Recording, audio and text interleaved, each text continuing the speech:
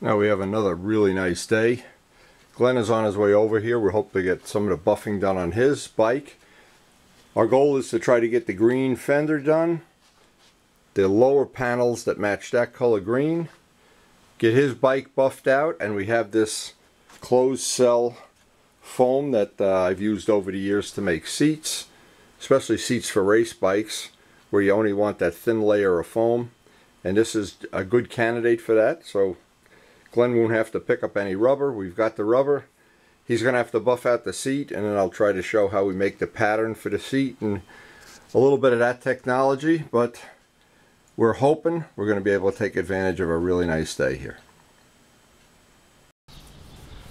So Glenn arrives all ready for a day to attack the enemy here, and we got a nice day to start this anyway. Are we done yet?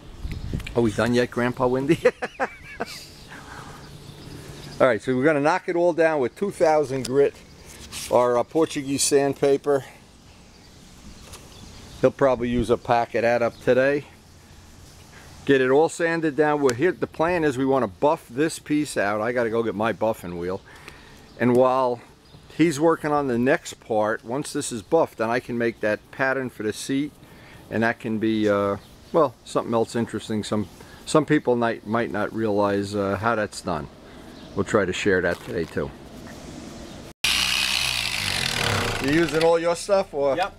You try mine, see whichever one works the best. I'm used to this stuff. Okay, it's the devil you know. All right, while you're doing that, I'm going to get some of this green paint mix. I mean, this was a pass, and I just hit it with 2000 grit 5 minutes ago, right?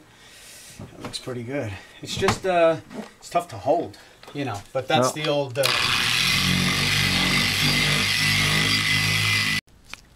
Alright, so what we did, we came up with, actually it was Glenn's idea, using a paint stick. Because we basically have to hold this. And I wanted to start with the fender first, just to get, this is a base coat of metallic green and a top coat of what amounts to be candy apple green. So this, and it is a beautiful color in real life. It's absolutely spectacular. So having made this little mount up with a paint stick, I think that'll work. Now this is actually a fender that we rebuilt from, there was so many molding flaws in it, and I thought we were going to try to make it black. Vlad had decided green would be good. I think he made the right choice. I think it'll look nicer green. Now this is just the base coat here. This is not the final coat. So this is one of these things where, believe me, this paint, you think these expensive paints really don't cover the way they should, and they need 3 coats, and this is just the base coat. So this is going to be a little more time consuming, like everything it is, but I know when we're all done with this, it's going to be a beautiful color. This is a color I might even consider for a future restoration for one of my bikes. I do like the Benelli green, the green color. I think that's a really nice color. Okay, in between coats of green, and boy, that green doesn't really cover well, but so we got to tough it out. I only got this is it's looking nice. This is the first That's your first product now? The first of the 3. Okay, now here's the thing, no wax. No. I don't want to get any wax when we're going to put the glue when I make the pattern for the seat. we're not even going to use it. Okay. We're just doing all the can you get that phone? I got paint all over my hands. Is that our phone? Yeah. Whose phone is it? That's you. Okay. It's a 1-800 number. Oh, forget it. We have to answer the phone today because Karen is in, we're monitoring Karen's progress. She had some medical issues the other day. So anyway, yeah, that's looking nice. Yeah, it's coming out okay. I mean, again, we could have saved ourselves a lot of time by doing the number plates first. If I knew that, but you know, like everything in life, sure, if you knew anything, you know, you wouldn't have gotten married or whatever. To make things simple, but I didn't say no, but you know what I'm saying. If you the trick is to learn from it and get it buffed and stop being a baby. Absolutely. I gotta go paint green. You're red, I'm green today. Red light, green light, red light, green light. I'm not sure you can see the highlights in this color. The color is really, really nice. But of course, this is the base coat. So what that tells me is that top coat candy apple is going to be very, very thin. But this is real. This in itself would be a nice color. Kind of like this color myself. Got a lot of pearl in it. Glenn had some good ideas about making up a buffing thing on a pole. I don't know if we're going to be able to do that, but we want to get, the idea is to get the green on the base coat. Actually, the mount's working pretty good. Probably would have been better if I used a piece of aluminum, or to stiffen it up, just put 2 or 3 sticks there. But anyway, that is going to be okay. And that color is nice. That's a beautiful color. One thing about, I bitch and moan about the Benelli, this trackwork bodywork is crap. It's thin, it's flimsy, it's all full of flaws, but this color I really like.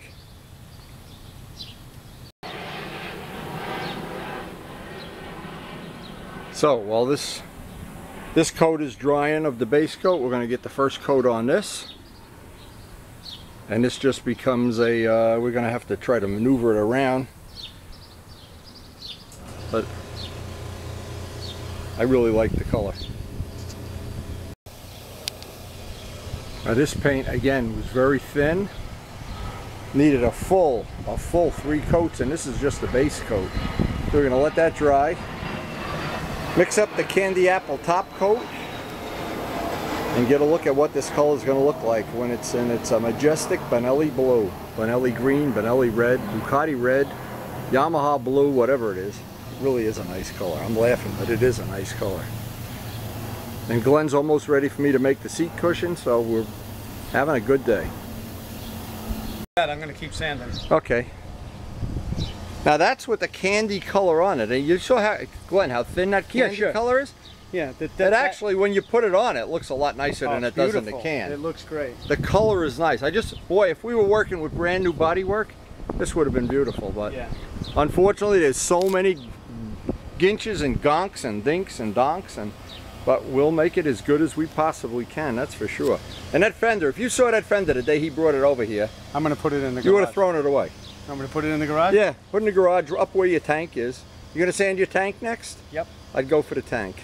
Leave the fairing for last, and this way we'll, do it together. Don't drop it. Ah! Well, what you got to do when you really want to be a mean guy, you go into the garage and you take a tool and throw it on the ground and go, oh shit! Glenn's really a good guy to work with. I bitch and moan about everything, but we really are having a good time out here. And these parts, if Vlad only knew the amount of time that went into these. Oh, yeah, unbelievable. Even Glenn's impressed. You know this is going to be, Vlad's part. Vlad, he's giving you a hard time. All right, the fairing factory. Vlad's fairing factory. How many fairings we got in here now? Oh my goodness, wow. Okay. Wow. Boy, we like green. Kawasaki green, Benelli green. That's a nice color. Yeah, that is a nice color. Well, if we would have started with decent parts, this would have been just unbelievable. Okay, now we got, let's do the tank next. And you want to do the seat or the tank? Now, step 1 on laying out this seat, the rubber, we just laid this out roughly. We don't know where it's going to fall eventually, but what we're going to do, the first thing is to take a piece of paper, make it oversized. So what I'm laying with the tape, I'm using the outside of the tape because it's oversized. I can sand it into shape. I can radius this edge. But basically, once I make it too small, I got to go cut another piece. And the truth is, the stuff is $80 a yard. So we just don't want to throw it away, of course. It's like more expensive than a bagel. So anyway, now what Glenn wants to do is get it to butt right up here. So by having it oversized, we're going to have to trim it, trim it, trim it, trim it, trim it, trim it, trim it. But we will, the first part is to cut half a pattern from a folded sheet of paper and then open it. And once you open it, of course, it should be symmetrical at the worst, in the worst of all worlds. So the first part, I had to take 2 pieces of office paper, scotch tape them together because I need it to be longer than it is now. And what I'll do is very conveniently tape this down on our center line, just keep it in one place. There's nothing special about this. It's ordinary pattern making if you were working in a machine shop or in a molding shop. And to make it symmetrical, the first thing you do is make half. Get it close. Always best if it's a little oversized. A little oversized never hurts. This material sands easily, cuts easily with a razor, a knife, or a saw. So basically all we're trying to do now is pick up that tape line. Let me have this, and I can pretty much see where we're coming around. Again, I want to make it oversized to a point. Doesn't have to be like brain surgery. And in the front, leave it plenty long. Leave it even an inch long so we can trim it into this little cavity. So we have half. Now the question will be to cut this out with scissors and go make a bigger piece of paper. First we want to see if it looks like it's going to be even close, or if we need to make it bigger. You can do this relatively easily, relatively quickly. When you do a lot of it, you get real good at it. I'm not real good at it. It takes me longer than people I know that do this on a regular basis. Get rid of that piece. Now I want to check, am I close? I want to be up in that point. So by holding it here even, I can see I've got to radius this more. Make that a little radius, a radius, a radius, and bigger in the front. Cut this off here, and I just put a plus there so I know when I make my pattern, I'll move that out just a little bit.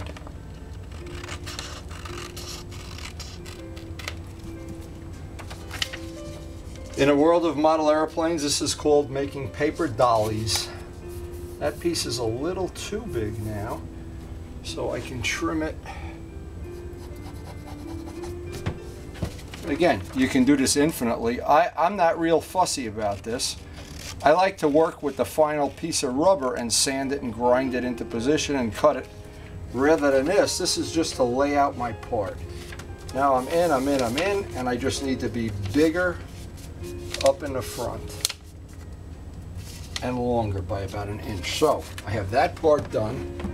Now I need to tape together 4 pieces of paper and then trace this, flip it over, and that'll be my other side, and I'll have a pattern. Okay, now the trick is, again, don't have to be overly crazy fancy about this, is just have a big enough piece of paper. Take four sheets of office paper together. Doesn't have to be real cute. I'm going to fold it back upon itself, like so. Take the pattern that we have. I know I have to make it longer in the front. And this is a good, well, I'm gonna let Glenn make the final, I'm gonna make it extra long there, extra big. Bring it down here a little bit more. Trace this out. Now by having a fold in the paper, this will make for hopefully a relatively symmetrical piece when I do the initial cut on the rubber. So there's our half pattern.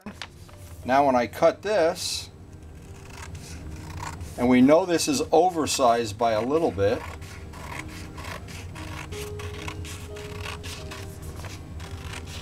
and if you've never done a project like this, never made a seat, sometimes it can get confusing how to get both sides the same. Again, the front we don't know about. In fact, I'll even make it a little bit longer, give him plenty of material to work with there. Get rid of the overage. Now, what happens when we open this up, there's the pattern of the seat rubber. And without that, if you just cut this freehand, forget about it. So this has given us a good start on where that rubber is going to go.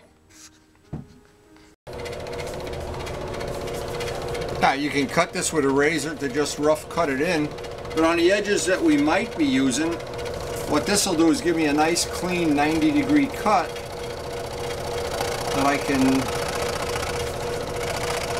of course I rough cut this with a razor. And again, we don't want to waste the material, it is expensive, but on the other hand, if we cut it wrong, we can sand it, we can grind it. There are a lot of possibilities with this material.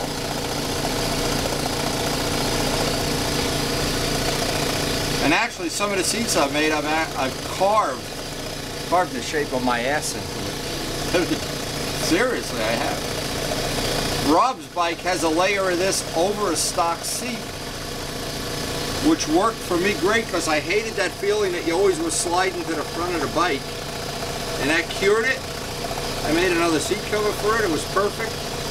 The R1, I made 6 seats. I have 6, and only one of them is, I guess my ass is very sensitive. I don't know. I've heard otherwise.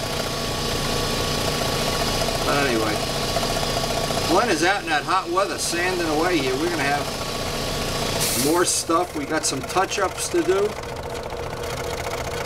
We really didn't expect it to be this hot. It is really, really hot right now. Wow. It's a killer.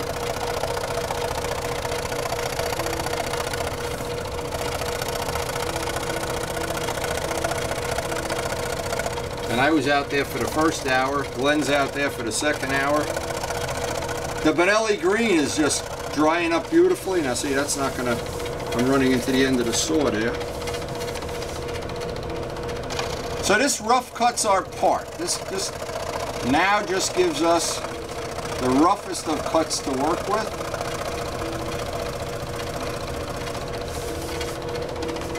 And we've got a rough piece of material. Now the belt sander lets us get the edges trued up a little bit before we start doing a fit.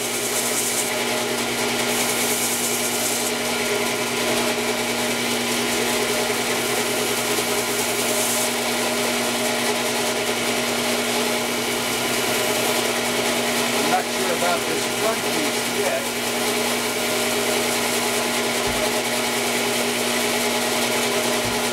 Watch if you're coming down, baby.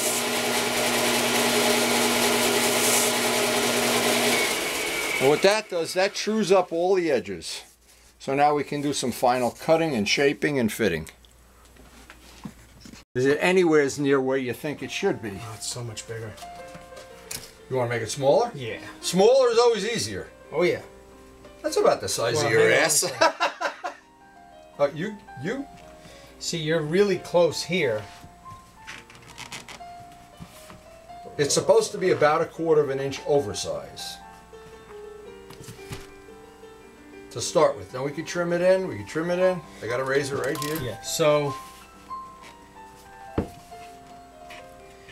get it in the position you think. You want to sit on it? no. Put it on a bench or something. Yeah, we'll never keep it still though. Now I'm going to radius all these edges off. This No, I get this that. won't be square. I mean, What I'm looking for is, see, my way of looking at it, this shouldn't be, it should be up in that crotch there. what? Like this? It should be like that, yes. Yeah. But I don't know how, you know, what? That is how it goes, but if you do that, then this whole thing gets askew, see? No, you trim this part off. I made this part, see where I plussed it? Look at, see, we're going to miss this corner here, is what I'm saying. Because it's supposed to go there. Did you miss this corner here? Let's see. No, you're not in the middle, that's the problem. Okay, I'm going to hold this on this side. You tell me what that side is. You see what I'm saying? Why don't we do this? Why don't we take the template real quick? The seat is bigger than the template now. Okay, but what I was saying was, let's mark the... Okay, you want to mark the center? Yeah. Is that what you're trying to do? Okay. Mark the center, and we mark the rubber where the middle of the rubber is from the pattern. So here's what we're going to ultimately have to do is mask off everything that is not going to be rubber and spray this with contact cement. Right. So we want to get this and leave an extra 1/4 inch in, of course. Right. Okay. All right, so what we're trying to do is fit or decide how to fit this little piece here. Because if the rubber goes up here, I'm not sure how that's going to work out. But getting this little angle in is going to be a challenge, that's for sure. So luckily we have Glenn's Seat Company here working. the Seat Meister. There you go. Seats by Smith & Wesson. We're doing this by the seat of the pants, right? Okay. Okay, we're changing the pattern so it rides up in this ridge line, which, well, again, just you can change it because then we can transpose it right out onto here. It's just going to be a question of trimming off a 1/16 or 1/4 inch of material. And that's why it's handy if you make it oversized. You can always cut it down, but if you cut this an inch too short, 1/4 of an inch, you got to go cut another piece. And this is short right here, so we're gonna need it longer. Okay, so always just put a plus where you want it longer and an arrow. A plus and an arrow make it longer. Okay, so there's one side of how you think this should be. Here's what I think we should do. Fold it back to the middle, transpose it out to that side, or do that one by eye, either way. No, I'm gonna... Maybe the seat's not straight, you know, it's a little symmetrical. Well, I mean, they didn't do this with a CAD cam, no, believe you me. have to understand, we're not perfectly center, and if we're not, all of this is off. Okay, then do it by doing the other side the same way you did this, and then we'll trim the pattern. Okay. So the way this worked out, Glenn would prefer to have, let's just make sure I'm not on the wrong side here. He would like to have this come further forward than what I originally made the pattern. So what I'm going to do, since we can never add material, we can carve it away. I'm going to make this piece, add material here, come a little further forward, and just basically rough cut another piece. No big deal to do that. We have the saw all set up. And then the key is on this is Glenn's vision is that he wants to have this come out over the front to kind of kiss up against the tank, and we'll try to be able to carve that or sand it in. I don't know in the final product. He's out there sanding. He's got some touch-ups on the parts out there, but the next part is we've thrown away the paper part. This is now the part that we're going to either add or subtract from. All right, in between doing those the seat patterns. Oh, what are you doing? A springboard. Let's see what this color looks like. Take it out in the sun. I want to see that color in the sun. Wow, look at this tank. We got the last coat of clear on the tank here. Whoa. Let's see it in the sun, Glenn. Oh, man. I know what there is, man. Benelli does have a nice color. I'll give him credit for that. Wow. Nice. Okay, so you're going to work on Ducati Performance. Yeah. So let me tell you how fast this paint job is. The paint job is so fast that a bug actually flew right into it. That's actually a Ducati bug that flew in. He's got to be buffed out. He flew in as soon as Let's see what's Ducati-ushin here. Whoa, Vlad's fairing's blowing over. Maybe we better put the fairing in the garage. Boy, with all the work we put into this, and these parts are still they really are rough. But it's starting to be green rough now. So while Glenn is out there sanding in the tundra where it's so cold, I got this tacked in position with tape. And what I want to do is, this is his concern, is that this follows this contour here, which looks like we're closing in on it. And then I have to put that piece in, so let me do this one stick. There's no other way to do this that I know of. Get it in one step at a time. And then we'll take it over to the sander and sand the final little bits on it. So I'm thinking, as I look at this, we need to trim the top. And this will be down here. That'll be there. We gotta put a flat in here. This is a little bit too big here. A little bit of a flat here. A little bit of a flat in here. And now once that piece, little by little, I want to bring it to that shape. Now these are these little pads that I've shown this a million times on a video before. One of the things they work out really well with is when you want to put a little radius in the rubber. The trick is to go very slow. Don't try to take a lot off. Take a little bit off at a time. And we'll do the final little bit by hand with a sanding block. This just takes a good chunk off, that we get some of that radius in there.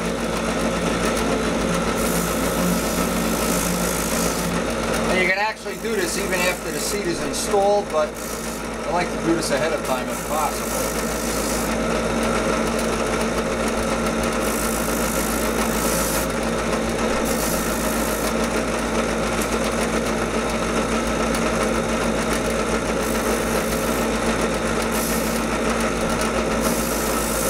Does a nice job of putting a radius in.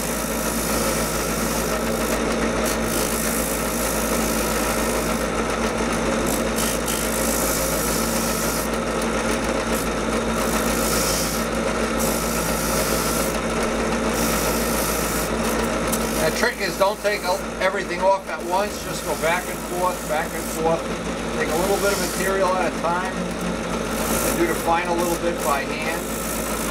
It's always better at the end. And that puts a pretty nice radius to begin with right on the edge. Now to get the final shaping, this is just one tool I've made up using it's just an ordinary glass jar, some sticky back sandpaper. Let me just show where this is nice now, and I have to do it slow, one little bit at a time. It puts a nice even radius on there. A little bit time consuming, but we can put the radius of choice in here once we get it roughed out on the machine. You can vary the grit of sandpaper. This happens to be 150. And as you go around an outside corner, it's just going to take a little time. But it gets a nice, you get a really nice little taper in it. And it leaves a nice, it does leave a nice finish too. So I always like to finish it off by hand, not with the machine, because it just gives a nicer, just a little bit nicer finish at the end.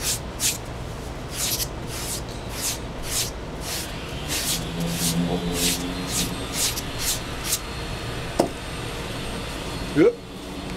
Don't fall down, baby. And you can vary that radius infinitely. So the last step on this is going to be a sanding block. I'm making a lot of noise. Oh, I'm sorry. Oh, you're noisy anyway.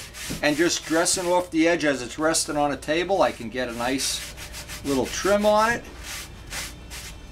As soon as Glenn's done making noise over there, we can get this glued down.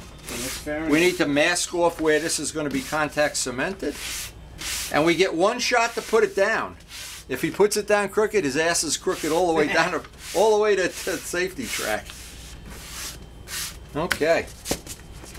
I think that's ready when we're, some of the dust off of that. Ready. Now what we have to do with this, we have to carefully mark where it's actually going to reside and mask everything else off, because we're going to put spray contact cement in there. Okay, now what I want you to do, I want to take and put a thing of green tape around the edge, one layer. Then we're going to go in about 1/4 of an inch with another layer of tape, so that actually the last 1/4 inch of this doesn't have any glue on it. Follow what I'm saying? Otherwise, what happens, the glue is going to, as soon as you press this down, it's going to go like a jelly sandwich. Okay. And you're going to have to clean it all up. Okay. If you leave 1/4 of an inch with no glue, it's fine. I'm fine. So we'll make a pattern to mask it off. Okay. Got it. I really think that's coming out nice. That'd be great. It doesn't have to be perfect. Just give me the rough shape. Rough it in. So here's the line that our seat actually comes up to, and this is the line we're going to back mask everything outside here, so the spray glue will only go in there.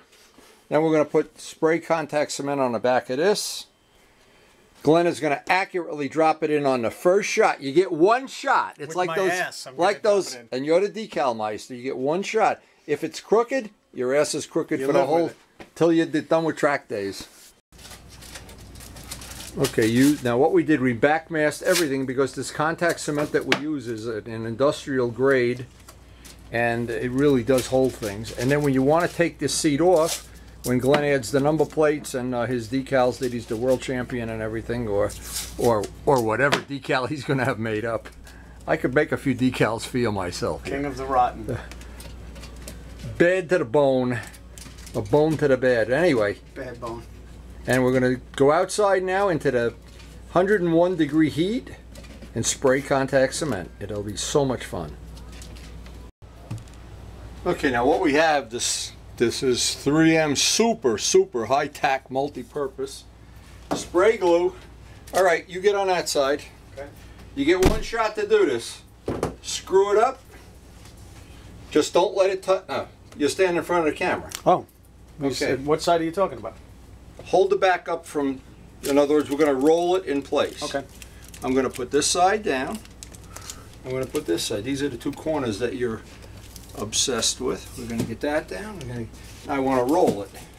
Try to keep it inside the lines, which you didn't do very well, but that's okay. No, it's fine. As long as it doesn't go the other way. Now, don't push the last inch down. Push this down. Now we want to pull the tape out. Get all the tape out. We got to get the camera out here. 1 second. What we got to do now is pull all the tape out from around the edge and then press the last 1/4 inch down. That worked out great. Pull it back up. I want to show. See, we still have if you work in time, there's still like contact cement there. Now that we've got the tape out, you can push that last 1/4 inch of an edge down. And you have become Troy Bayliss overnight. You got the contour. I'm sure this is going to be as comfortable as you can make it. That contoured around there. It went into that little divot up here. You can actually shape this. Now you couldn't shape it until it's in place. Gotcha. You could radius that off. You make a little sand. I'll make a little sanding block. But what we want to do now is I want to take blue masking tape, put it right up on the edge. In fact, we'll put 2 layers on because then I can sand this edge, 2 things. And I also can, now this is solid, but solid. In the back, we can get that last 1/4 inch, put the tape there, put a Q-tip and a little bit of that glue, and just push it back. Okay, looks great. That couldn't be any better than that. Fantastic. I mean, that is a nice, and that's a big part of this bike. That was definitely. Seat looks nice. Yeah, it really came out nice. And it's going to be comfortable too, you know, as far as these kind of things go. So let me get the tape on, seal the edge, and then do the final dress it off. Now with that done, we can do a final shaping on this edge. With a pointy sanding block, I can dress that edge off. If I hit it, I'll just hit the tape by mistake. This is going to butt right up on a tank.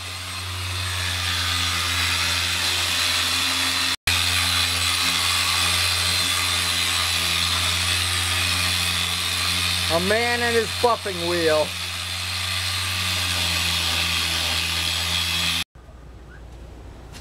So with all the edges radius, we got that corner cut in there.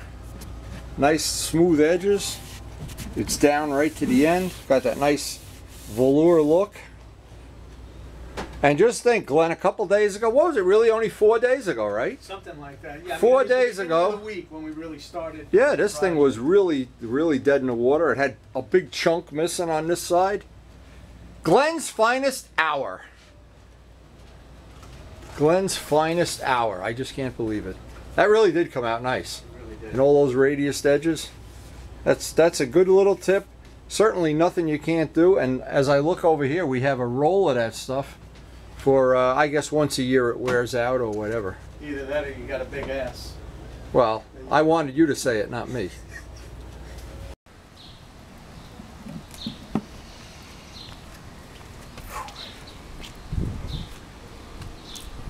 You realize how many hours we have put in 4 days? That's crazy. We put 4 10-hour days in on this bike. Wow, it looks nice. 24. It looks nice. It really does. So 96 hours in 4 days. We put in about 106 hours, if my math is correct. It is. The unfortunate thing is it is correct. Yeah, that does. The seat, I really think the seat came out way cool, especially the way the front blends right into the tank. That's badass. The way that's notched in there. Well, here. Oh, you can't, because it's not at the right height. What? What are you talking about? It's gotta be. That. Oh yeah, if you do that, put a dead squirrel underneath the back. Yeah. Oh, come on, man. Oh my. Not bad. Well, Troy Bayliss would be so proud of you. He already is. Wow, he'd probably collect your baseball He card. already is proud. The Glenn Hansen Ducati card.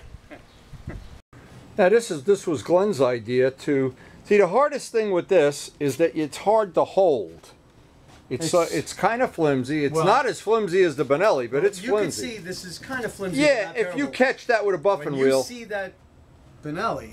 Yeah, the Benelli's 10 times worse. But this, your idea might be worth having here. Yeah, I think we're. If you can use that somehow for a jig, because we're going to spend whatever time we have left today just buffing away at this. Okay, we're going to do this and finish it off. And you got this part done? That one's done. The bottom fairing's done. Okay, he's ready Take to a look put... at it. I mean, it looks pretty Oh, it looks good from here. Yeah, I think that's going to work at that little jig is going to work out good. Yeah. But again, my idea for the future is I want to get broomsticks so that everywhere there's a screw, you can put 3 or 4 broomsticks. Then you can lock this in and work on it. Because working on it as it's not, when it's just free floating here. I'll need you to just... No, I'm going to use another buffing wheel. You know, I'll buff from one side and then we'll have a contest. And if you lose... If you lose, you got to take me to lunch. But you already took me to lunch, so I guess I better get buffing, right? Guess what he bought me for lunch? A salami sandwich. Provolone on the side. Provolone on the side. How Italian. It's only because you're riding this Ducati. All right, let's go to town, baby. Time is money. Money is time. The race is on.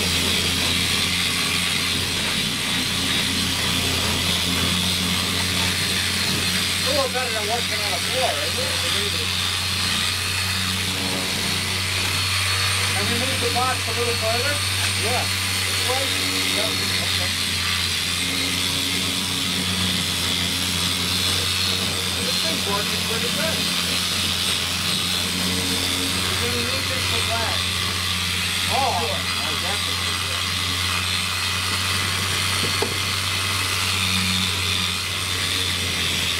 That's got to be a whole separate day. Oh yeah, a nightmare.